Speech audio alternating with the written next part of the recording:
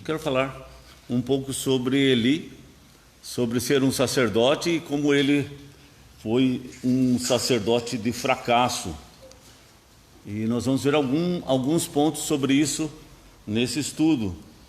Ana era uma serva do Senhor, foi a mãe de Samuel, mas ela era estéril quando jovem, não podia ter filhos, e Deus, em várias situações na Bíblia, fala de como ele curou pessoas, mulheres estéreis, e uma delas é a Ana. E vocês lembram, as mulheres daqui da igreja têm o projeto de oração da Ana, porque ela é uma mãe de oração, e a gente vê a diferença em relação aos seus filhos, e no caso de Samuel, e filhos de outras mulheres do povo de Israel.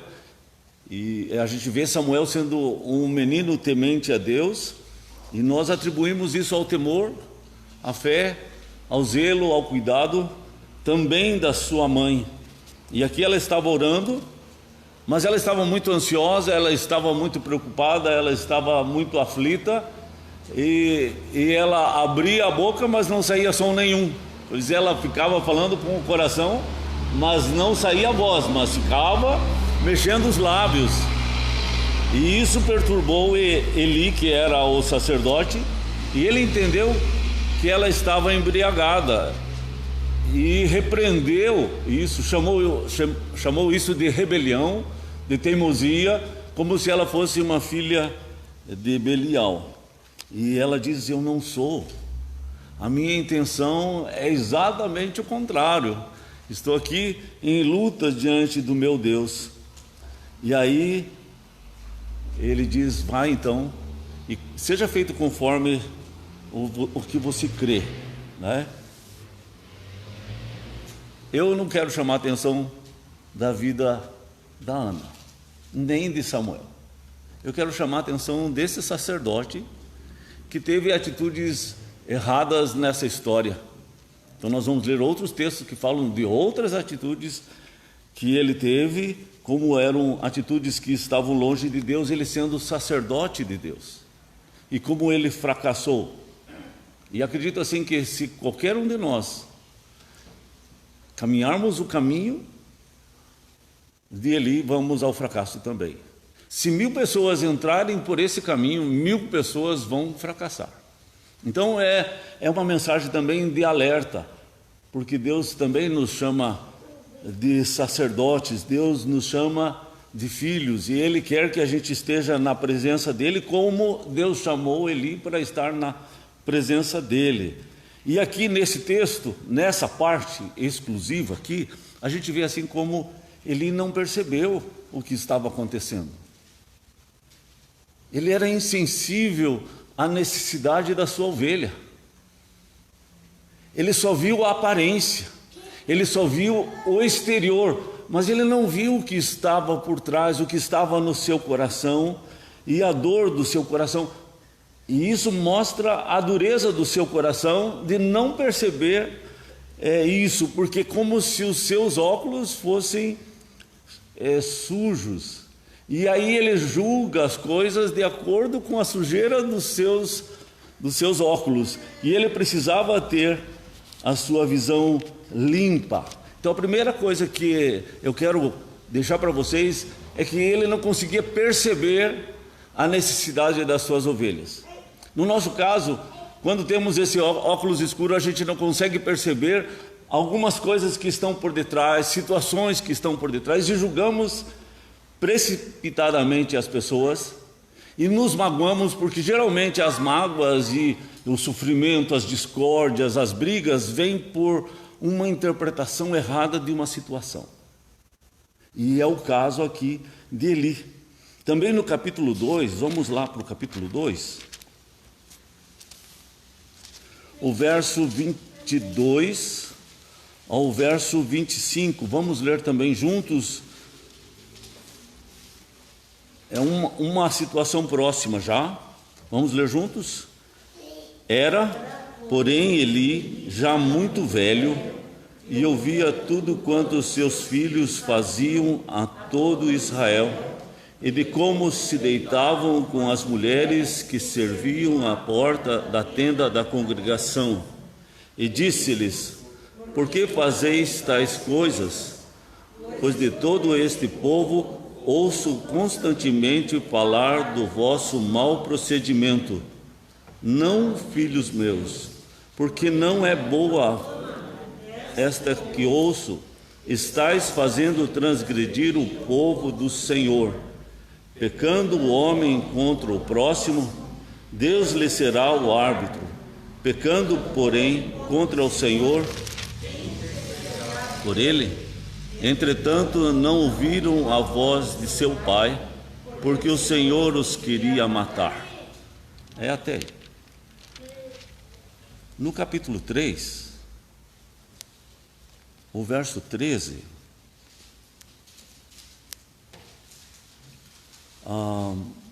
vamos ler juntos o verso 13? Porque já lhe disse que julgarei a casa para sempre. Pela iniquidade ele bem conhecia, porque seus filhos se fizeram execráveis e ele não repreendeu. No texto anterior a gente vê que ele repreendeu, mas tardiamente.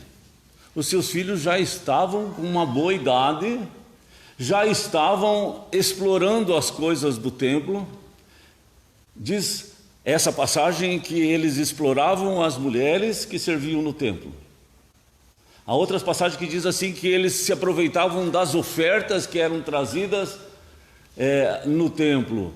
Aquilo que era oferecido e que se comia em conjunto ao Senhor, eles iam lá e escolhiam os melhores pedaços para eles.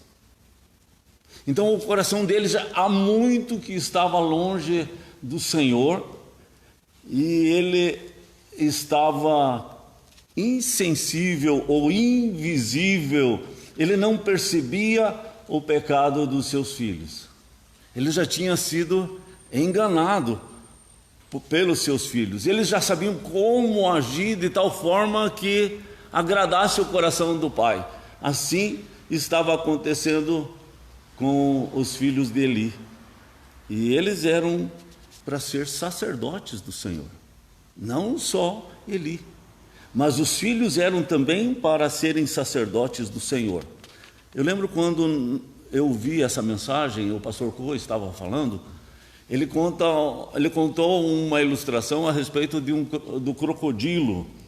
Ele disse assim que os crocodilos eles têm de 6 a 7 metros, têm 40 a 60 ovos, e o som que é feito dentro do ovo, só a mãe crocodilo escuta, percebe, sente.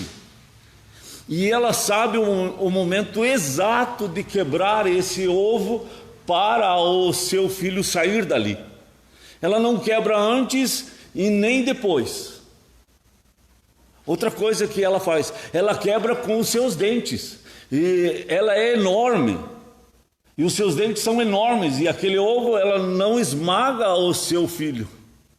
Só quebra a casca do ovo com os seus dentes e o bichinho sai vivo, perfeito. Então ela tem percepção, ela tem noção das coisas. Ela sabe o momento que é para nascer, ela sabe quebrar o ovo sem esmagar. Ela tem essa percepção.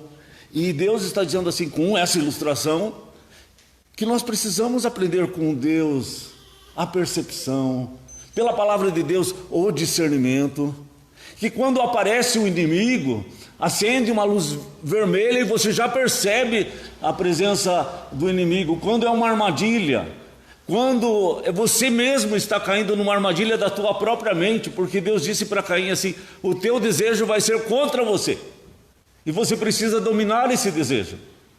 Mas como que a pessoa vai perceber esse desejo sendo maligno se a pessoa não consegue enxergar? Os seus óculos estão sujos, não vê, não consegue sentir, é insensível à presença do pecado e também à presença de Deus. Quando Deus fala, ele não consegue ouvir Deus falar. Tanto que o texto que nós vamos ler fala assim que era muito rara a voz de Deus naquele tempo, por causa dessa dureza de coração. Então, vamos dizer assim, se Eli fosse um pai hoje, os filhos iam estar provocando, Eli chamaria atenção e diria: se você fizer isso, você vai apanhar. Eles faziam isso e não apanhavam. Ou ele dirigia carro antes dos 18 anos, ou outras coisas que poderia ser feito, agradava na presença, fora da presença fazia as malandragens. Nós estávamos conversando com o Tiago, e o Tiago está nessa luta com o Gabriel, porque agora é o tempo dessa luta com o Gabriel. Por quê? Porque é o tempo de ganhar o coração.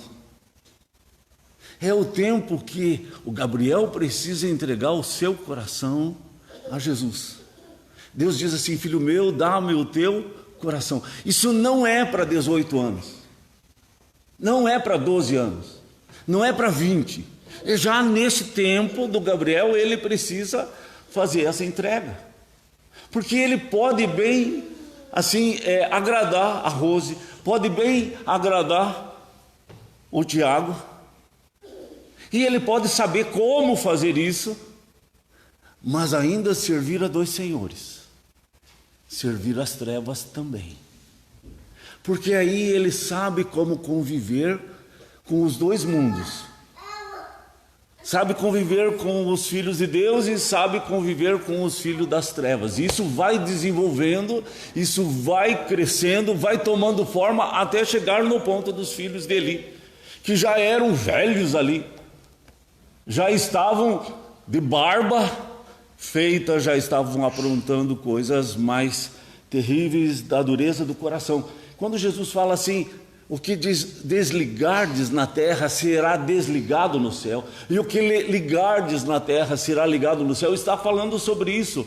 Esse tempo que a Rose, que o Tiago estão lutando pelo seu filho, para que ele seja ligado no céu, para que ele venha nascer de novo, para que o seu coração seja de Jesus, e sendo de Jesus, pode soltar na faculdade, pode soltar em qualquer lugar, sendo de Jesus não vai se desviar, porque sendo de Jesus não se desvia de Jesus, e mesmo que tente se desviar, Jesus traz de volta.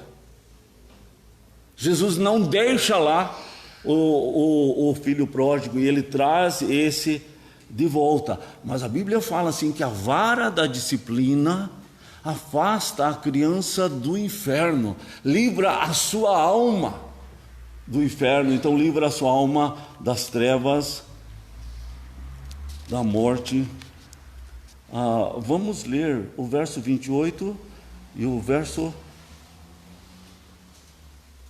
29 do capítulo 2, 28 e 29. Vamos ler juntos? Eu o escolhi dentre todas as tribos de Israel para ser o meu sacerdote, para subir ao meu altar, para queimar o incenso e para trazer a estola sacerdotal perante mim. E dei à casa de teu pai todas as ofertas queimadas dos filhos de Israel. Porque pisais aos pés os meus sacrifícios e as minhas ofertas de manjares, que ordenei se me fizesse na minha morada? E tu, porque honras a teus filhos mais do que a mim, para tu e eles vos engordardes as melhores de todas as ofertas do meu povo de Israel? Então, ele mistura as prioridades.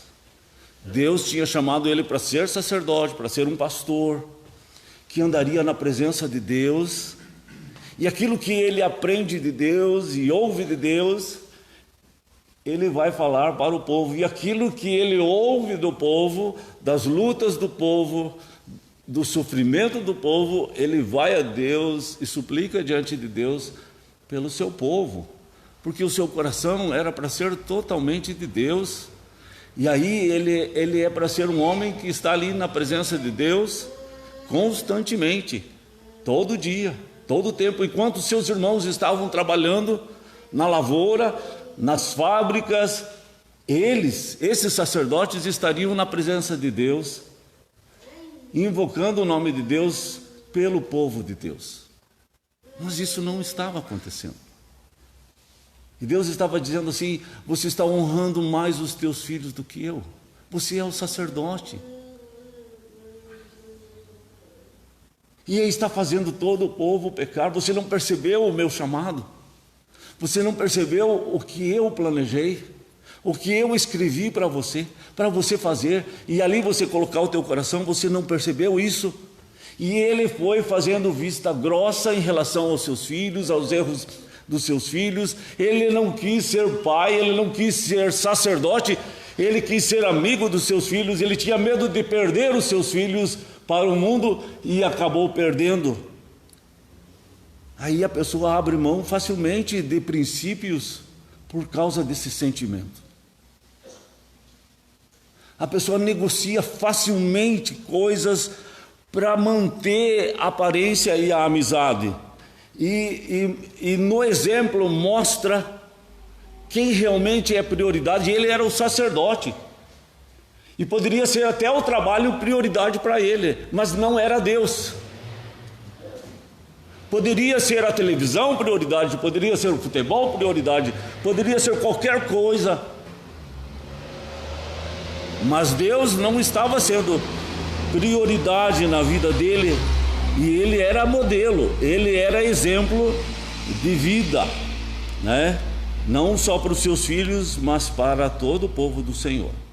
Vamos ler também o capítulo 3, o verso 1, depois o verso 13, de novo o verso 14 e o verso 21. Vamos ler juntos? O jovem Samuel servia ao Senhor perante Eli. Naqueles dias era muito rara, as visões não eram frequentes. Verso 13 e 14. Porque já lhes disse que julgarei a sua casa para sempre, pela iniquidade que ele bem conhecia, porque seus filhos se fizeram execráveis, ele os não repreendeu, porquanto jurei à casa de Eli, que nunca lhe será expiada a iniquidade, nem com sacrifício, nem com oferta de manjares. Então veja a palavra dura. Por quê? Porque ele era sacerdote, porque ele era líder, ele era um exemplo, ele servia de modelo. E ele não foi esse exemplo, ele não foi esse modelo, e Deus o repreendeu, que todo o povo de Israel viu essa repreensão, porque Deus estava cuidando do seu povo. Porque quando o seu povo olhasse Deus punindo a casa de Eli, o povo ia temer, o povo ia ter medo, o povo ia respeitar, o povo ia começar a ouvir a voz de Deus e começar a ler a Bíblia. Mas se Deus não repreendesse, se Deus não fizesse também nada, então as pessoas iam ter aquela ideia: dá para fazer o que quiser, dá para aprontar, dá para pintar tudo e fica tudo bem, não tem punição. Deus sempre está punindo, gente. Deus não para de punir. Ele não cessa de fazer isso, ainda mais para os seus filhos. Eu digo assim, o mundo, quando Deus julga, quando Deus disciplina o mundo, Deus demora para fazer isso. Quando vem a destruição enorme. Os filhos, Deus disciplina imediatamente. Se você é filho e está precisando da disciplina, Ele disciplina imediatamente, porque Deus diz assim que Ele repreende e disciplina aquele que Ele ama. Então Deus não demora para disciplinar o seu filho. Ele faz rapidamente, mas você é filho. O filho sempre é disciplinado por Deus, sempre é corrigido por Deus. E se estamos sem correção, Deus diz, então não somos filhos. E a gente precisaria ficar muito atento se a gente está brincando com o pecado, se a gente está pecando e achando que não tem consequência, que está tudo bem, que Deus está concordando com isso, que eu posso continuar sem meditar na palavra do Senhor, se eu posso continuar com mágoas no meu coração, que eu posso continuar com orgulho no meu coração, isso não vai causar dano. Na verdade vai, porque se eu sou filho, a disciplina vem rapidamente, a vara da disciplina vem rapidamente, porque somos amados por Deus. Então esse óculos que está sujo, ele precisa ficar limpo. E aí pelo texto a gente vê que Eli estava surdo espiritualmente. Deus falava, mas ele não ouvia. Vamos dizer, se ele fosse um membro da igreja, ele vinha, ouvia tudo o que Deus falava, voltava para casa e continuava tudo igual, não mudava nada, porque ele estava surdo, tinha um tampão no seu ouvido, ele não ouvia nada do que Deus falava, ele ouvia as palavras, mas não entrava no coração as palavras do Senhor. Tanto que Josué, ele falou assim: nós precisamos fazer uma renovação da aliança com o Senhor. E ele chama o povo, reúne o povo e diz isso para todo o povo, que precisava se arrepender, que os deuses lá do Egito eles precisavam deitar fora ou acolher os deuses do Egito, que eles tinham que olhar os deuses ali dos amorreus, dos filisteus, de toda aquela gente e dizer: ou nós servimos esses deuses ou nós servimos ao nosso Deus. Mas eles precisavam tomar uma decisão. Josué era um homem zeloso. Josué era um pastor zeloso, um sacerdote zeloso. Ele não queria ver o seu povo agradando os deuses desse mundo e agradando o Criador do céu e da terra. Não teria como agradar os dois. Não teria jeito. E mesmo que às vezes as palavras de Deus no tempo que nós estamos vivendo é difícil de falar, mas precisa ser falado, né? A mãe precisa falar para a filha da necessidade de ela não fazer sexo antes do casamento e explicar para ela tudo isso e o que acontece quando tem essa relação sexual, como é adultério isso, como isso faz mal para a alma dela, como isso contamina a alma dela. Então está aí, a gente precisa ter coragem. Não é porque é um tabu para o mundo que o povo de Deus vai abrir mão dos princípios de Deus, porque isso é para o bem da tua filha e do teu filho, porque o teu filho precisa cuidar quando está namorando com uma menina, ele tem que zelar dela, exatamente para não contaminar a alma dela. Porque se é adultério vai vir consequência. Não tem. Ah não, mas eles são solteiros, são livres. Não existe essa liberdade. É adultério antes do casamento. É pecado. É contra Deus. Mesmo que toda a sociedade não entenda isso, ridicularize isso. Mas Deus não mudou. Ele continua sendo o mesmo. Ele não mudou. E ele diz assim: nós precisamos fazer uma renovação da nossa aliança e deitar fora esses deuses, jogar fora esses deuses, porque não tem como ficar agradando dois senhores, não existe isso, não tem como fazer isso. E aí o que acontece? Deus diz assim: quem semeia, colhe. E a gente vai semeando, a gente vai cedendo, a gente não fala sobre esse assunto porque vai causar dano, pessoas vão deixar de vir na igreja por isso, então não pode falar disso. Mas o que vai acontecendo? A gente vai ficando tão cego, os nossos óculos estão tão sujos, que a gente escolhe a política errada, a gente escolhe a ideologia errada, a religião errada, o uso do tempo de uma forma errada, a forma de assistir televisão de uma forma errada. Aí o teu filho pequeno, se ele era para estar no celular 15 minutos, ele passa a tarde inteira, porque não consegue mais mudar, porque não é mais do Senhor. Então a gente não consegue perceber o erro. E é o que estava acontecendo com ele. Vai se desviando aos poucos, em vez de se ligar a Deus, e o que ligardes aqui na terra será ligado no céu, vai desligando, quando vê está totalmente fora. Então ele diz, faça essa aliança. Jorge Amado, ele falava assim, eu gosto dos deuses do espiritismo, porque ele foi autor de várias novelas, que muita gente se deleitou nas novelas de Jorge Amado. E ele falava assim, eu gosto dos deuses do espiritismo, porque os deuses do espiritismo, eles ficam bem próximos da gente.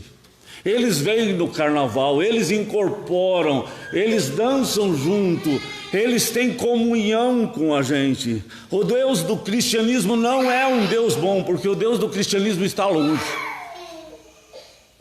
Ele fica longe, ele não vem perto. Ele não anda com a gente, ele não dança com a gente, ele não ri com a gente. A cegueira espiritual leva o povo de Deus a ser igual ao Jorge Amado. E a gente precisa prestar atenção sobre a nossa cegueira. Porque se nós temos vivido num tempo de apostasia, é um tempo também dele. É um tempo de sacerdotes fracassados. Vamos ver a última coisa, a última parte, é o capítulo 4. Capítulo 4, do verso 1 até o verso 4. Vamos ler juntos? Veio a palavra de Samuel a todo Israel. Israel saiu a peleja contra os filisteus, se acampou junto a Ebenezer, e os filisteus se acamparam junto. Se os filisteus em ordem de batalha para sair ao encontro a Israel, e travada a peleja, Israel foi derrotada pelos filisteus, e estes mataram no campo aberto cerca de 4.000 homens. Voltando o povo ao arraial, disseram os anciãos de Israel: por que nos feriu o Senhor hoje diante dos filisteus? Tragamos de Siló a arca da aliança do Senhor, para que venha no meio de nós e nos livre das mãos de nossos inimigos. Mandou, pois, o povo trazer de Siló a arca do Senhor dos exércitos, entronizado entre os querubins, os 2 filhos de Eli, Ofni e Finéias, estavam ali com a arca da aliança de Deus. Nessa última parte, nós vemos uma parte bem triste, porque Deus já disse que eles seriam destruídos. E aí, veja como é que funcionam as coisas. Eles foram em guerra contra os filisteus, eles guerrearam e perderam e morreram 4.000 homens, não é?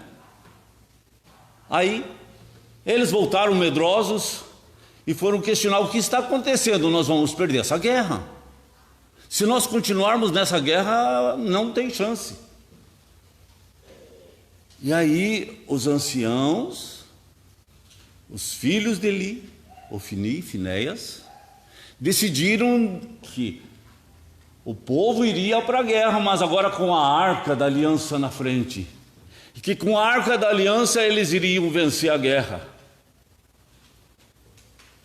E eles foram com a arca. E foi Ofni e Finéias, os filhos de Eli, levarem a arca. Porque quem carregava a arca só podia ser os sacerdotes. E foram os 2. Vamos ler o verso 10 e 11. Então pelejaram os filisteus, Israel foi derrotado e cada um fugiu para a sua tenda. Foi grande a derrota, pois foram mortos de Israel 30.000 homens de pé. Foi tomada a arca de Deus e mortos os 2 filhos de Eli, Ofni e Finéias. O que seria carregar a arca como garantia de vitória numa guerra? a arca da aliança de Deus, que Deus falava que Moisés chegava ali, oferecia as oferendas de Deus ali, as orações, o sangue do cordeiro era colocado em cima dessa arca, todo o ritual era feito ali, estava dentro do templo. Qual que era a ideia de pegar essa arca e ir para a guerra através dessa arca? Era achando que ela seria um amuleto da sorte para dar vitória. Isso nada mais é do que misticismo. Não deixa de ser feitiçaria, como se usasse uma droga para ter vitória, usasse uma droga para ter êxito. É misticismo, é achar que o óleo lá de Israel, que é tirado lá dos olivais de Israel, vai trazer cura. É achar que aquela água de lá do rio Jordão vai libertar a pessoa dos seus pecados.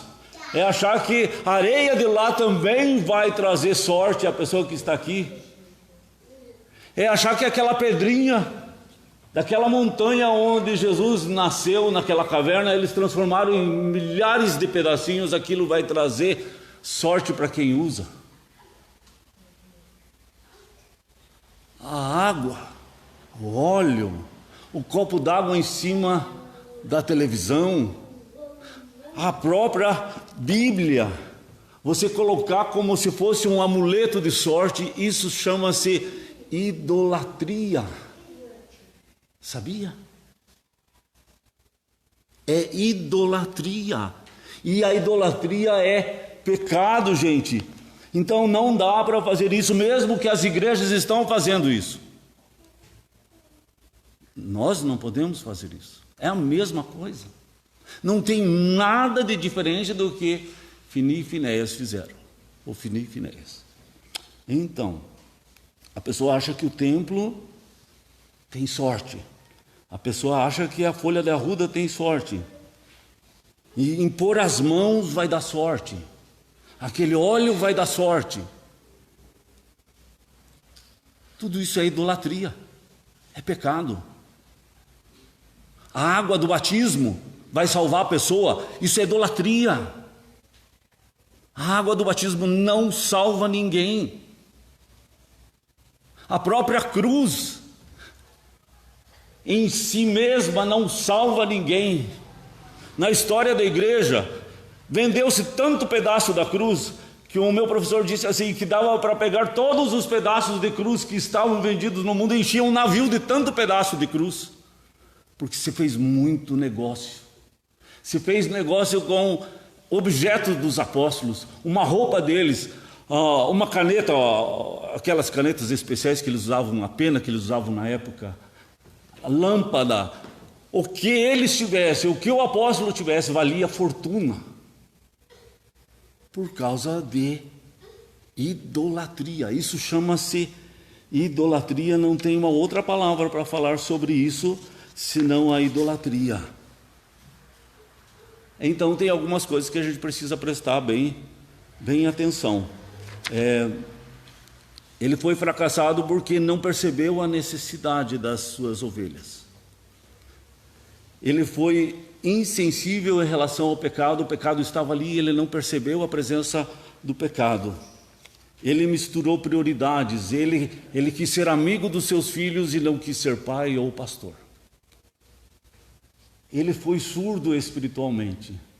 Ele não ouviu a voz de Deus. Quem ouviu a voz de Deus foi Samuel. E se você ler bem o que Deus falou para Samuel, Deus disse que ia fazer exatamente aquilo que eles fizeram.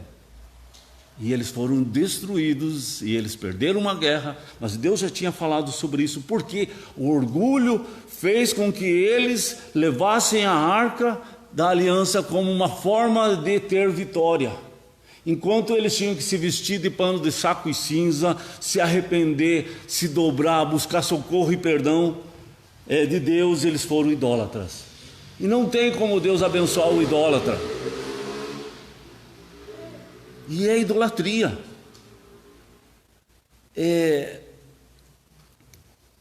Devia de estar na casa do Senhor, mas vai dormir. tem medo da pandemia, vai dormir, mas trabalha toda semana no meio de gente, vai no mercado, vai em todo lugar, mas não tem sede de Deus. Isso é idolatria, é misturar as prioridades. Não tem prioridade na sua vida. Deus fala isso lá em Provérbios: filho meu, dá-me o teu coração, e os teus olhos vão se agradar dos meus caminhos. Deus, ele não pensa que você tem que vir à igreja porque tem que vir, por obrigação, porque é para marcar o horário. O que Deus pensa é que os filhos dele se alegram de estar na casa de Deus. Os filhos de Deus se alegram de ouvir a palavra de Deus, de cantar, de estar com os seus irmãos. Os filhos de Deus amam a palavra de Deus. Eu lembro assim, se meu pai falasse que tal coisa era errado, então se eu fosse fazer, eu tinha um temor enorme de fazer aquilo que o meu pai falava que não era para fazer, porque a gente vai criando temor no coração. Eu estava contando que às vezes nós, os irmãos, queríamos assistir um filme que nós achávamos que era interessante e era bom, e a gente ficava assistindo à tarde aquele filme, mas o pai tinha dito que não era para assistir nada na televisão. Aí ele chegava, colocava a mão atrás da televisão, era uma televisão grande, via que estava quente. Vocês andaram assistindo, né? Mas assim, se a gente continuar nessa teimosia, e continuar justificando a teimosia, o coração endurece. E sem perceber, a gente está muito longe de Deus.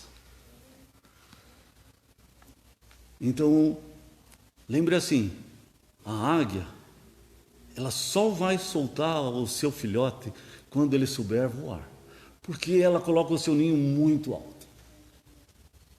Se ela soltar quando ele não sabe voar, ou ele cai lá embaixo e se esborracha, ou ela tem que voar para pegar, antes que ele se esborrache. Então ela tem que treinar ele a voar, e quando vai voar, é muito alto. Tanto que muitos deles têm medo de sair, e daí querem ficar no ninho. Aí ela vai tirando as plumas, porque já está na hora dele voar, mas ele não quer, porque é muito alto. Ela vai tornando a vida lá em cima mais difícil para os seus filhotes, até que eles sejam obrigados a treinar, e quando eles saem, eles vão sair voando de lá. Isso é novo nascimento em relação ao Francisco. É um novo nascimento. Só largue na faculdade quando ele nascer de novo. Ore para Deus, para que ele venha nascer de novo logo. Que ele já perceba que nasceu de novo com 4 anos. Não deixe isso para os 12. Não deixe isso para os 15, que você não pega mais. Ore para que seja cedo. Logo, se coloque em oração, como Ana, que se colocou em oração. Se coloque em oração. É uma batalha espiritual. Porque senão eles vão driblar vocês. Vocês não são tão espertos assim. Vai passar a conversa na Amanda, sim. É mais do que a Amanda, sabia? É só oração. E o exemplo de vocês, e quando vocês errarem, conte para eles que vocês erraram. Quando eles viram que você errou, conta para eles. Confesse. Para derrubar essa pedra que eles iam colocar no bolso. Porque é a armadilha do diabo. E se a gente manter o topete, a gente não ajuda. Fale. Eles vão reconhecer, eles vão perceber que esse é o caminho que precisa ser andado. E aí eles vão se dobrar. Eles vão ter luta, mas Jesus com eles vai dar vitória, eu tenho certeza. Então nós precisamos crer e nós precisamos saber que é uma guerra espiritual. Não é brincadeira criar filhos. E não dá para povoar o inferno.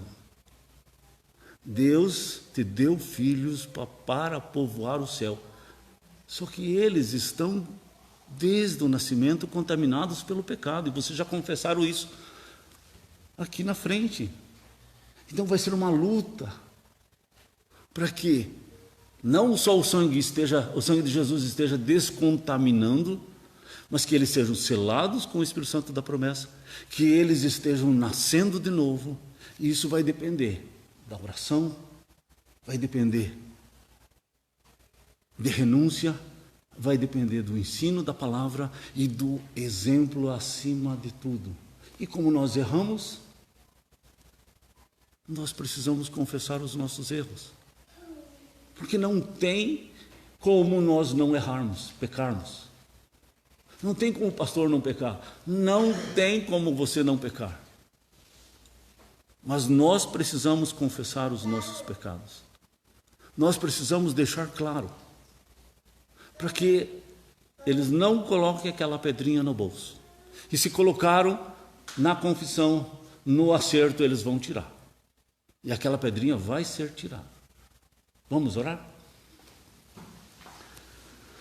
Eu sei que o milagre maior é a conversão, é o novo nascimento, e o Senhor disse que sem o novo nascimento ninguém entraria no céu. Por isso não adianta nós estarmos olhando para outras coisas, nem para a faculdade, nem para o dinheiro, nem para nada. Porque o mais importante é nascermos de novo, sermos selados com o Espírito Santo da promessa, e esse Espírito Santo não vai nos deixar nos desviar nem para a direita e nem para a esquerda. Por isso nós precisamos aprender que isso acontece através de uma vida dedicada ao Senhor, através de jejum, de oração, de renúncia, de confissão, de abrir mão de muitas coisas que achamos verdade, mas que não são verdades, como o Senhor nos ensinou na vida de Jonas.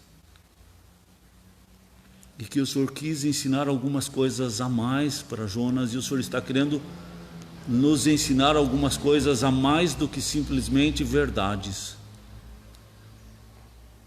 E que é a tua palavra, que é o teu Espírito, que o Senhor ama é aquela cidade, e que nós precisamos ter esse amor no nosso coração. Que nós precisamos não andar por regras, por leis, por estatutos, nós precisamos andar pelo Teu Espírito em nosso coração. E o Teu Espírito tem toda a lei, tem toda a palavra do Senhor dentro dele. E Ele vai nos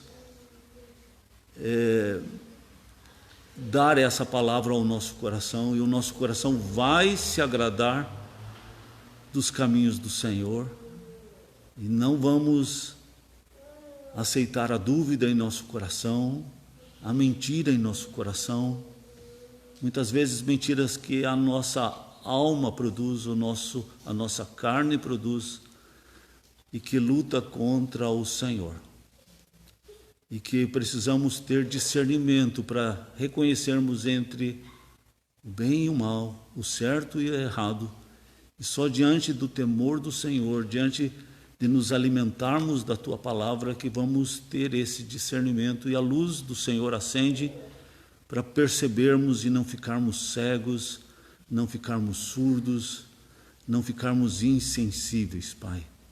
Ó Deus, que cada pai aqui possa estar lutando diante do Senhor para que aquilo que eles estão ligando aqui na terra automaticamente está sendo ligado no céu. E é a maior bênção que nós podemos ter. E aqueles aqui que têm seus filhos desviados, Pai, que o Senhor esteja colocando no nosso coração, no coração dos pais, há uma luta pela vida dos seus filhos, uma luta de oração para o retorno, para a restauração, para a cura, Pai. Eu oro, Senhor, em nome de Jesus. Amém.